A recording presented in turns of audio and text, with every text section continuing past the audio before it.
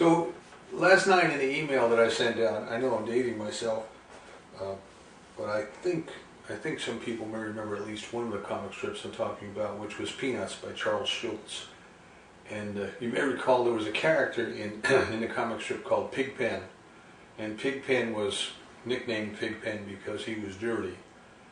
And whenever Schulz drew him into the comic strip, Pigpen always had this cloud of dust and stuff just kind of floating around him. And that's the way that the cartoonist, through the medium of the ink and the paper, was able to portray the fact that there was something floating around this guy, something floating around this kid. In another comic strip, which kind of I think predates Peanuts, but it was Lil Abner. And in Lil Abner, they had a character whose last name is unpronounceable because there's no vowels in it. And it's Joe Bitzflick or something like that is the character's name. And he was always doom and gloom. Joe Bitzflick always had this dark cloud hanging over his head no matter where he went. Everywhere he went, this dark cloud just followed him. And of course, so did bad luck. Whatever he endeavored to do turned out poorly. So I just want to kind of give that illustration, because what we're talking about today is something that Dr. Holmes talked about and other teachers talk about as well. And that is the atmosphere of our thoughts, our mental atmosphere.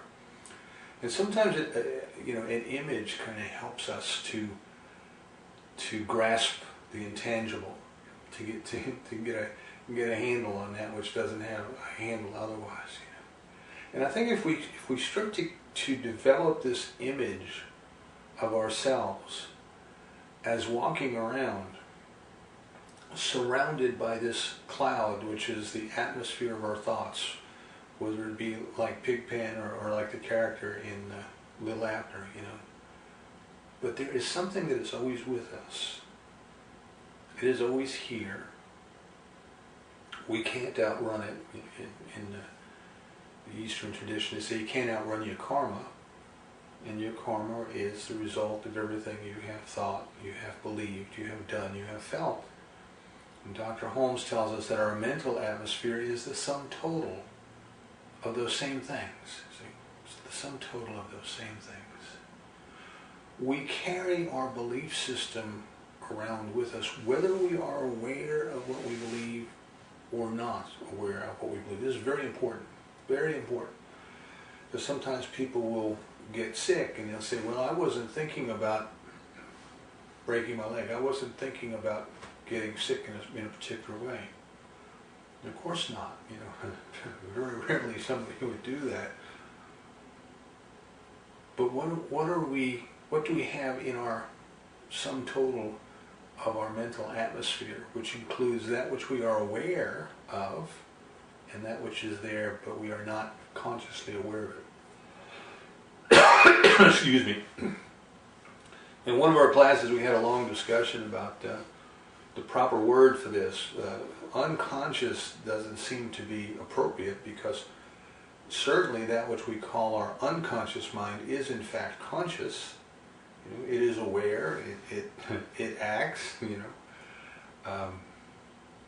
but our conscious mind, or our aware mind, is not aware of what's going on at the subconscious level. This is in our different classes. You would see the iceberg model. 10% of what we are made of. That's why I thought Wendy's quote this morning was so interesting.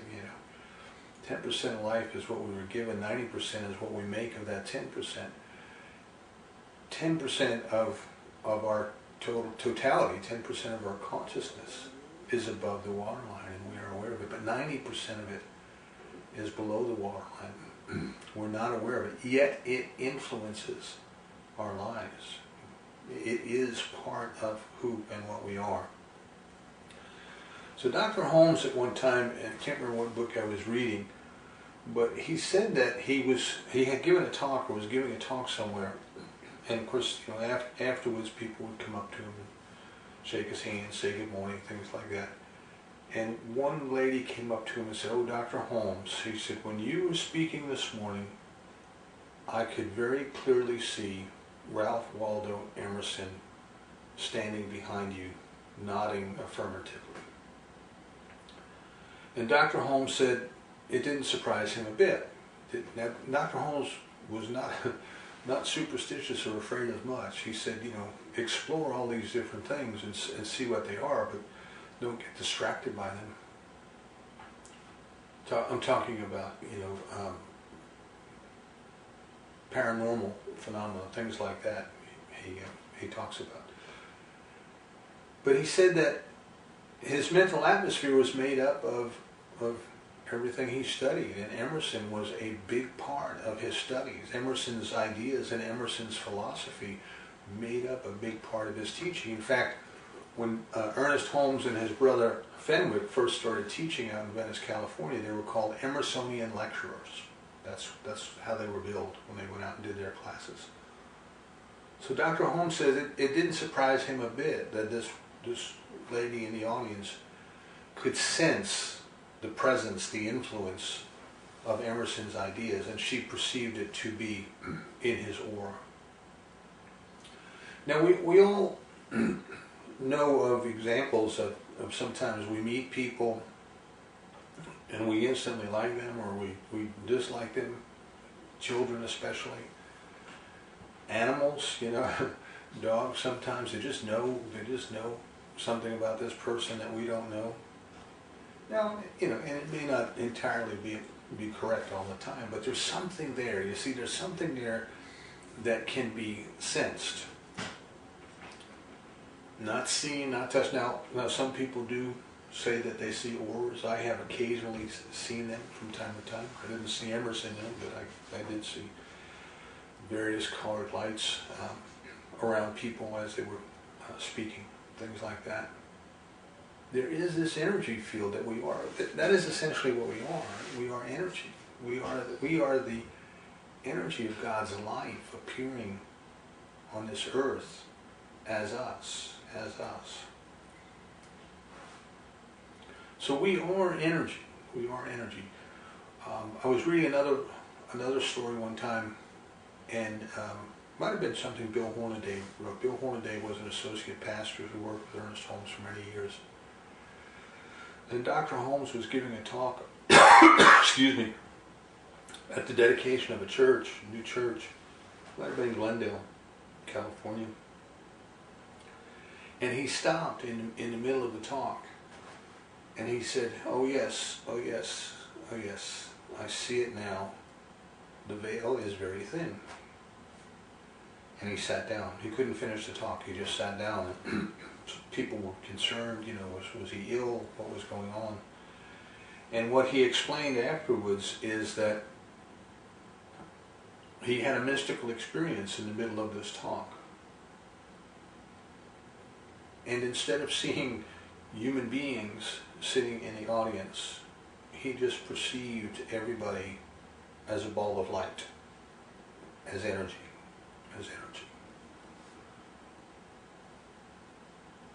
We are energy. We are the energy of life in action. And the sum total of our beliefs follows us around.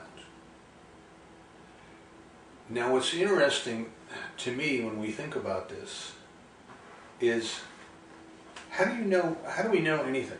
How do we know what we know? That's a question I keep asking. I keep asking myself, and keep asking our students. How do we know what we know? And in many cases, our level of knowing, or I used to call it the threshold of evidence. The threshold of evidence is very low for people.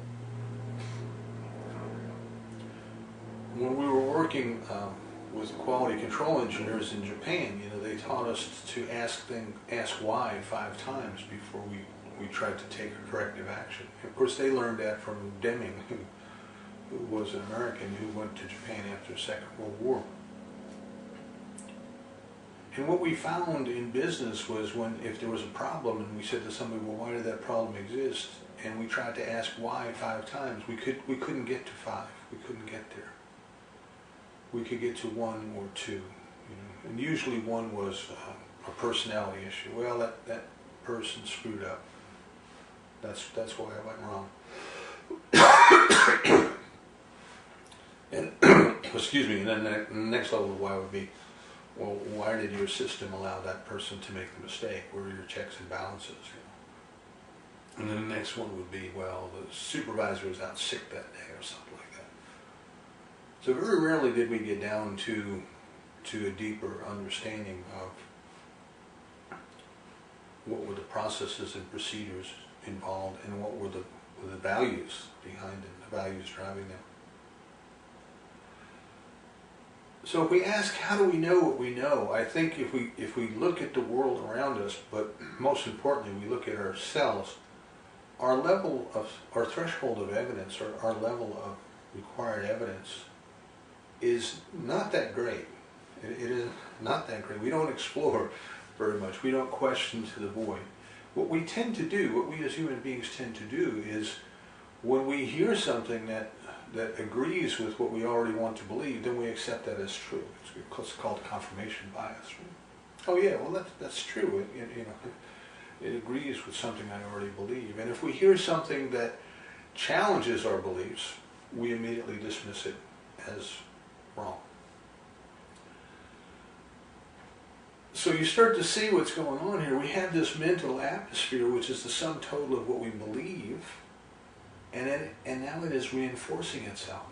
It is reinforcing itself because the information that comes in that we already agree with, we let in. And the information, excuse me, the air is very dry here. The information that does not agree with what we already believe, we don't let in. We don't let in. And this is just at the human or the psychological level. We haven't even started to talk about the law of mind and the spiritual aspect of it yet. Excuse me while I get some more water. Now the other interesting piece of that, from the level of psychology, is that we tend to include that which we expect. Excuse me again.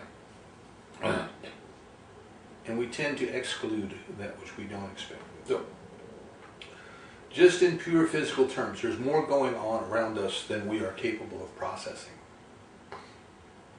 There's more going on than our senses can even pick up, right? So we know that dogs hear things that we can't hear, bees see things that we can't see. But in addition to that, there's so much going on, there's so much happening that we have to filter, we have to select. And what we tend to do is we tend to see the things that we are familiar with and not see the things that we are not familiar with. So I remember when, I'm trying to think of the title of the book, it was W. Clement Stone, I think it's called The Power of Positive Mental Attitude. I was reading back in the 70s. He had this black and white image in there, and he says, what is this? Can you identify this image? Of course, we're looking at this thing, and looking at this thing, and looking at this thing, and had absolutely no idea what it was. And then on the next page, he tells you what it is. It was a picture of a cow's face, but it was taken so close you can only see like half the nose and one eye. Well, you know, I grew up in New York City. We didn't see very many cows. And even for people who had seen cows, they probably had never seen one from that close up. And the point, excuse me, the point he was trying to make is that we see what we expect to see. So here's what's going on then. We are surrounded by this aura, if you want to call it the aura. We are surrounded by this mental atmosphere. We are surrounded by the karma, if you want to call it the karma. We are surrounded by the sum total of what we have thought and believed. And that affects our life at the physical level. It affects our life at the physical level. We let in information that we expect, We exclude information we don't expect. We tend to believe things are right because we've already agreed with them, and we conduct our life accordingly. So if there were no other reason to ask ourselves, how do I know what I know? What is in my mental atmosphere? What is this baggage that I am carrying around with me? It would be important for us as human beings, to be fully realized human beings, to want to be able to understand what's in there and to exercise some degree of control over it.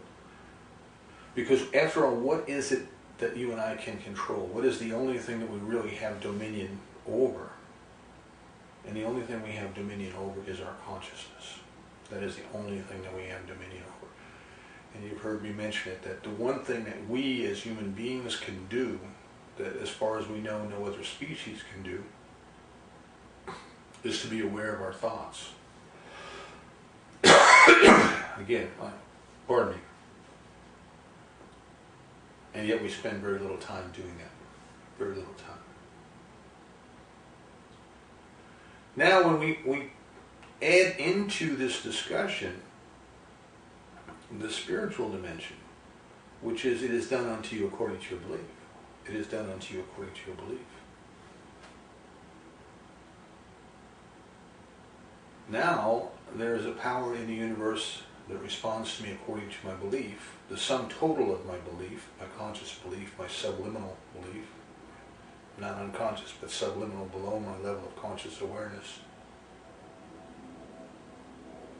And now it becomes even more important for us to understand that we must take control. We must exercise our dominion over our mental atmosphere. And the reason for that is nobody else can do it for us. No one else can go in and clean up our consciousness for us. No one can go in and change our consciousness for us. No one can evolve our consciousness for us.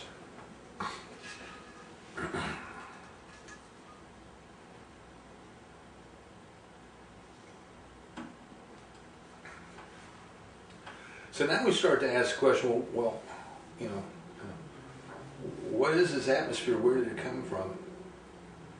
And how do I know what's in it? And how do I go about changing it if I want to change it? And perhaps we should just look a little bit about this concept of atmosphere. So I'm trying to give you a visual to take away. And for us who breathe air, you know, we think of the atmosphere in terms of the air that we breathe. But for the fish, of course, it would be the water. The water. The environment might be an even better term. And for a tree out in the yard, it's a combination of the air and the soil and the water. It's the totality of that environment. So you can imagine a tree that's out in the yard, and imagine a tree growing out of the ground in a junkyard. I don't know how many people have ever been to a real junkyard. But typically they're oily, dirty messes where all the fluids have leaked out of the cars that they have dragged in there, you know. They take parts off of the cars until they've sold everything worthwhile, and then they kind of crush the car and sell it for scrap metal. And when the cars are junked, you know, some of them have gas in them, some of them have oil in them, they've got transmission fluid in them, they got power steering fluid in them, they got all these things.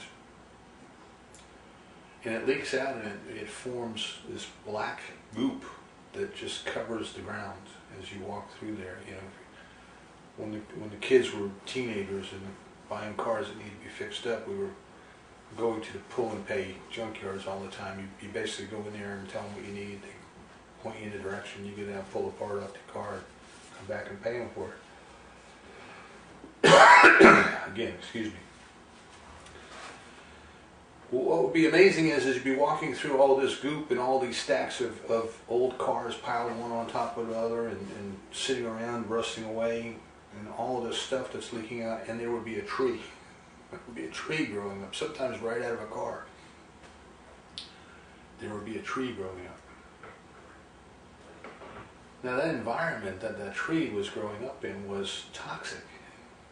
It was dirty, it was filthy, and yet the tree was growing in that environment and it was absorbing all of those chemicals, all of that goop, everything that was in there. It was absorbing. So we're like the tree. We are growing in the environment of our own mental atmosphere, but we can do something the tree cannot. We can change the environment. We can change the atmosphere. We can change what's going on inside of our consciousness.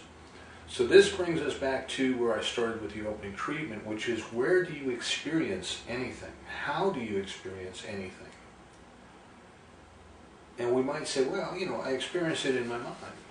Well, if I have questions of, well, you know, what is your mind? Where is your mind? I experience it in my thoughts. Is that the only way you experience things? In your thoughts?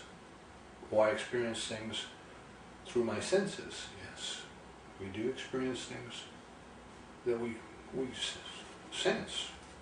We experience those. But where in our consciousness do we experience those? Do we experience those in our head? In some cultures they would say that consciousness is behind the navel. Do we experience those in our belly? If it's love, do we experience it in our heart? And it's important for us to consider that all of these different inputs, the senses, the emotions, the logic, the reason, the intuition, all of these things must come together somewhere else in a part of consciousness where we have an experience. And that experience is generally formulated by our memories, our beliefs. In other words, we start to process it. We start to process it.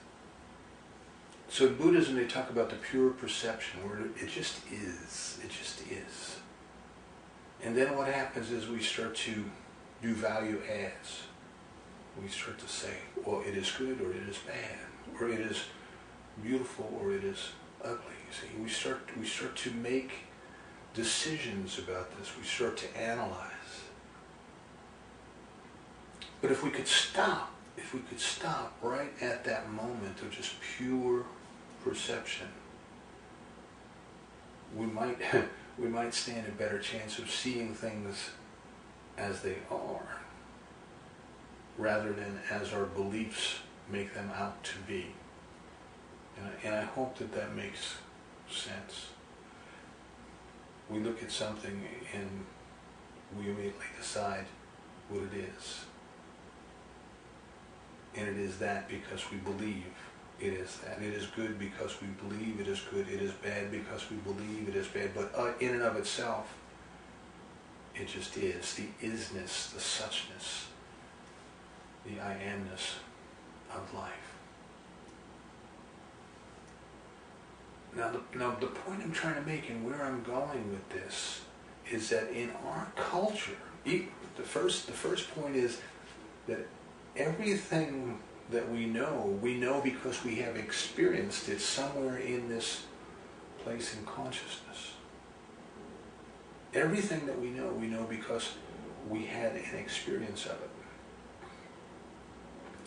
Now the experience that we had of it may not be an accurate experience, but it is an experience, right? So the parable of the man who goes down to the side of the river to wash in the river, and with his bare foot he steps on an old slimy piece of rope in the mud, and he immediately experiences fear because it is a snake, and the snake is going to bite him and kill him and he's going to die.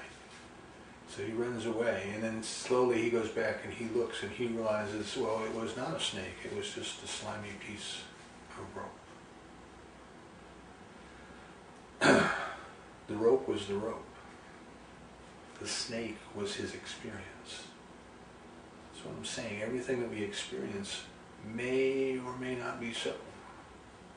But if we believe it to be so, it is so for us. Excuse me. He couldn't have been more frightened if the snake were real. Right? The experience was real. So we know things because we experience them. The input of the senses comes into this place where we experience them.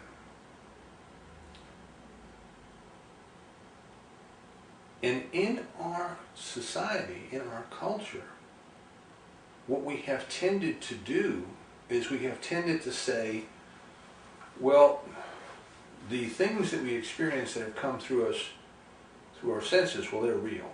Okay? And the things that we have experienced that come through us through some kind of a thought process, well, those things, those are real too. Mind you, we don't even know what our thought process is. Trying to think of the title of the book I was reading a couple months ago, and the author was saying that there's no such thing as conscious thought process. We become aware of thoughts, but we don't know where they come from. We don't know where they go. We just become aware of them. But in our culture, we have come to believe that if we have arrived at our experience through some process of logic and reason, again, even though we don't quite understand what that is, then it's real. It's a real experience. We can believe it. We can trust it. But if it comes to us through a different type of experience, the experience of intuition, the experience of the presence of God, the mystical experience, the transcendent experience, our society poo-poos that. Our society says, well, you can't trust those experiences. But you can trust an experience of something that comes through the senses. And what I'm saying is that it is the experience of something by which we know it. And for us to say an experience of touching something hot and knowing it's hot is real, when an experience of the presence of God is not. That is a decision, that is a belief, that is part of the mental atmosphere. Excuse me. So if we are to proceed in this business of evaluating our mental atmosphere and changing our mental atmosphere, one of the first things that we have to do is we have to find a way to recognize when we are experiencing God's love. Not just thinking about God's love, not just an intellectual, oh, God loves me because God created me out of itself kind of deal, but the actual experience of divine love. And I think we each have an experience that we can relate to that we believe is the experience of love. Now, mind you, each of our experiences may be different, but we each have some understanding of what that is, whether it be our love of our significant others, our love of our pets, love of our children, love of our country, whatever. There's something about it. There's an experience that we have. And if we don't yet know what the experience of the love of God, the presence and the activity of God is, at least we can be aware of the fact that there is such a thing. Mystics tell us about it all the time. There is such a thing, and we are just as capable of experiencing it as a saint who sits in a prayer cell for years praying. Because God is no respecter of persons. God loves us all unconditionally because we are part of it. Now, what this brings us to is we have this mental atmosphere. We have this sum total of our thoughts, of our beliefs, of our emotions. Excuse me. It is constantly affecting our lives on a psychological level, based on what we let in and we confirm. It is constantly affecting our lives on a spiritual level, because the law of mind responds to us according to our belief. And now I think we can see that what our life's work might be while we are here in this plane of existence is to let go of everything that is in our mental atmosphere that is not true. And we need to let in everything that is true. We need to let out everything that is not God. And we need to let in more of what is God. So one way we can start is to just look at our lives. Right? You said we can't see our atmosphere. We can't look in the mirror and say, "Oh my God, look at that. Where did that come from?" Excuse me. We can't do that. But we can see what's going on in our lives. We can see the kinds of things, the experiences, the people, the jobs. We can see all of the different things that we attract into our lives. And at some point we can make an evaluation and say, there's ideas of separation. There are ideas of separation. Now we know that this must be so, because where did our mental atmosphere come from? And it came from our environment when we were born, the families we were born into, the culture we were born into, the country we were born into. All of those things. The Stoic philosophers said we get our values at our mother's breast.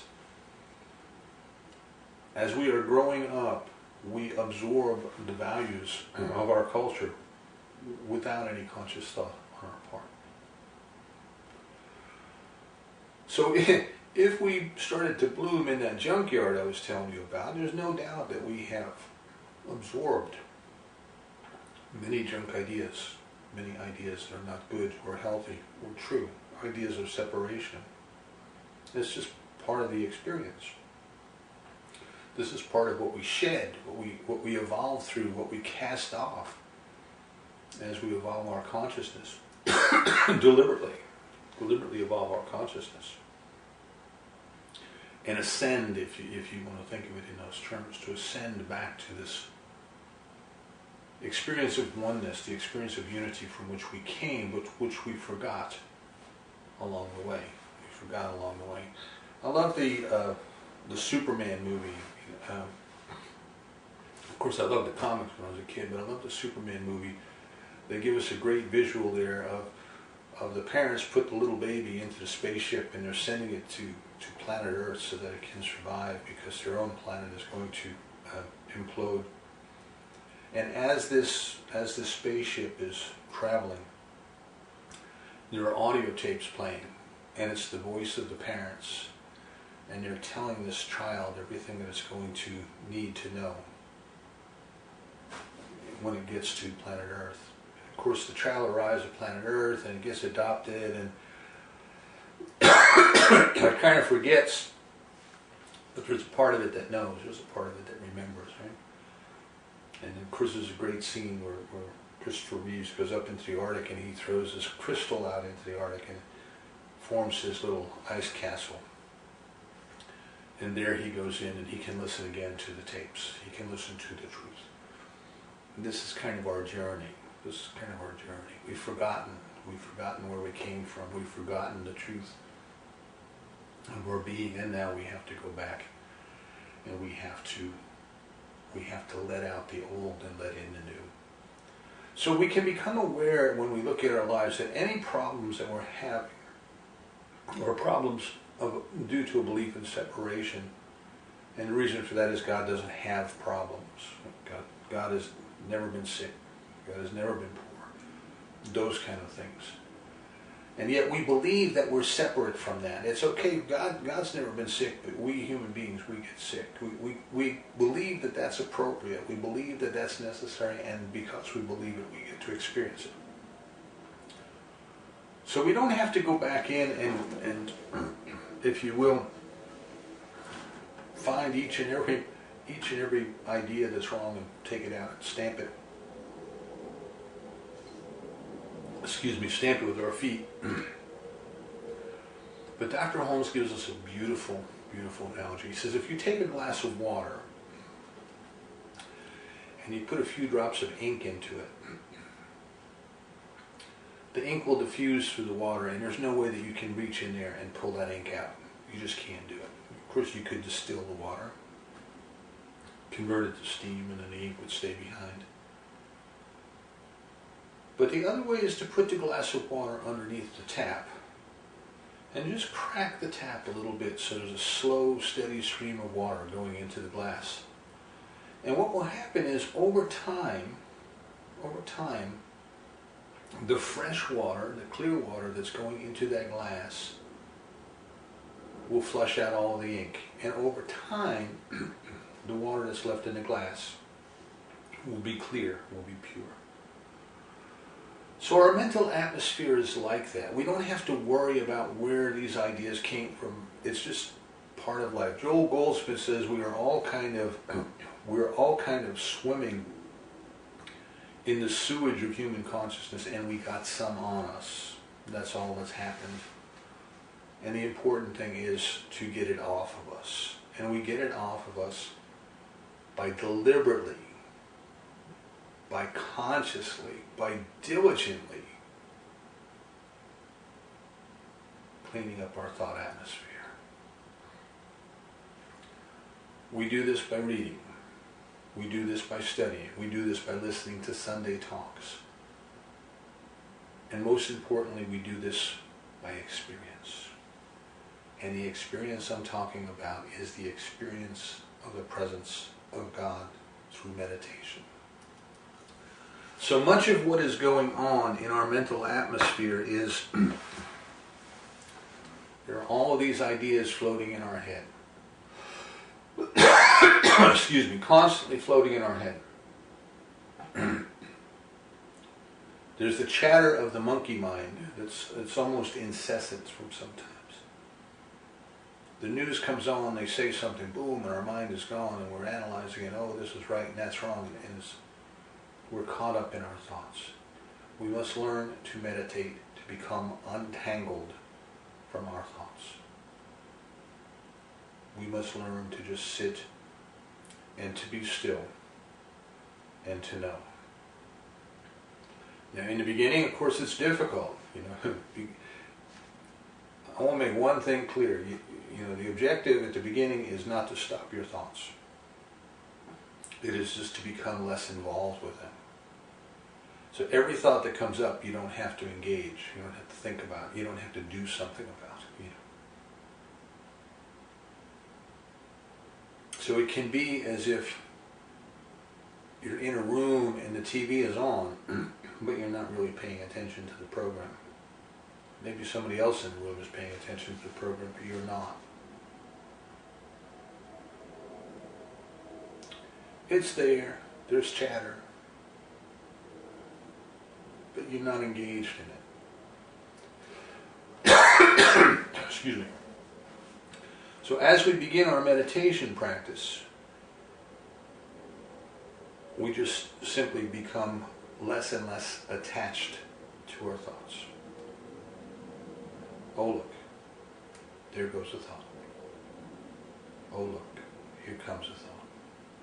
You don't have to do anything with it. You don't have to act upon it. Just observe it. Just observe it. Because it is in that place where we observe that we're having the experience. We're having the experience. And then if we can bring our consciousness, our deliberate train of thought, to just love. See, we all know love in one way, shape, or form. We all know something we call love. And if we can bring ourselves to the experience of love, we can remind ourselves that God is love. Perfect love casts out fear. But can we bring ourselves to just sit and be still, beyond the ideas, right? Beyond the ideas of right doing and wrong doing. The ideas are off in the distance someplace. We are now beyond those ideas.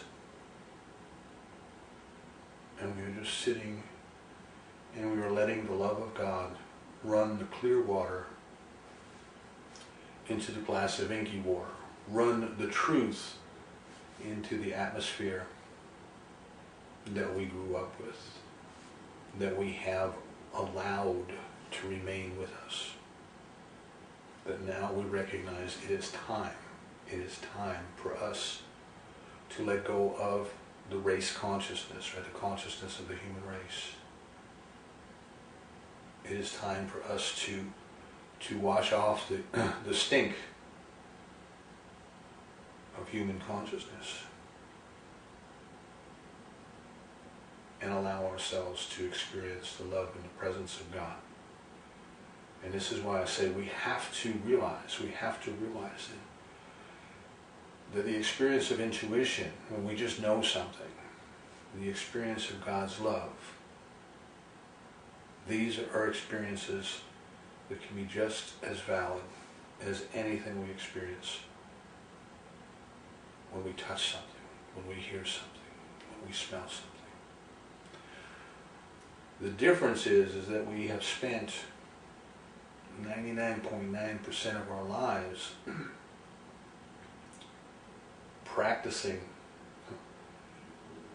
experiencing what the senses tell us, and we have spent very, very little time in our lives experiencing love in the presence of God. So I'm going to give you a couple of physiological techniques. If you're sitting and you're trying to meditate and your mind is just going at 90 miles an hour, one thing that you might try is what in Zen they talk about controlling the breath in the belly. Now if you breathe in, you want to push out your belly like a balloon, kind of like if you ever watch babies when they're sleeping, your belly breathe, right? The belly goes out, belly goes in, belly goes out, belly goes in. Excuse me. So you want to bring your belly out with your breath. And then as you exhale, you want to stop and go. And what you're doing is you're tightening your stomach muscles. Now think of it as if you've ever been startled, you know, how you kind of clench your gut when you're startled. And what that does is it tends to stop the chatter in your mind. So when you're startled, what's important is that you're able to observe whatever the danger might be. And this is your body's way, according to the Zen teachers, this is your body's way of temporarily halting the chatter in your monkey mind. So if you're having trouble with your meditation and your monkey mind is just everywhere, try that. Try that breathing. And then after you've exhaled, inhale, push out your belly, and do the same again. And I think if you try that, you find that your thoughts will kind of slow down. They'll calm down. Become easier for you to untangle from them. The second technique is to close your eyes and bring them to look at your third eye. Right? So the third eye is between the eyebrows and just slightly above. And physically, you want to kind of roll your eyes inside your head. And you can feel when you're in the right spot. It just feels different.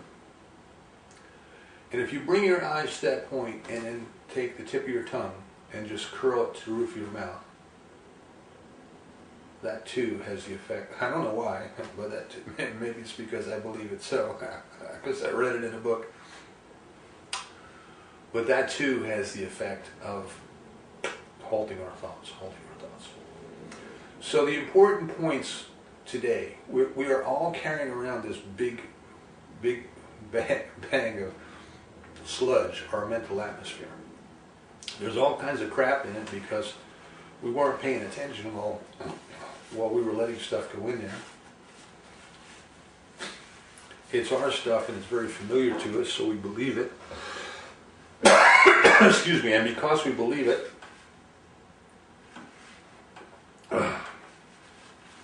we keep bringing the same experiences back to ourselves. Now we wish to have a different experience. We wish to have the experience of the love and the presence of God. So we're going to use our education, we're going to use our reading, we're going to use our motivational materials, we're going to use our tapes and talks and things like that to start to attune our consciousness to something different. But then we're going to take time in meditation to break out of the influence of our mental atmosphere and to be still and know in the presence of God. It doesn't have to be very complicated. We don't have to make it a struggle. God is already here. We don't have to force God to come here. God is already here. What we must do is use our dominion over our consciousness. Excuse me again. To attune ourselves to the love and the presence of God. And that's how you change your mental atmosphere. And so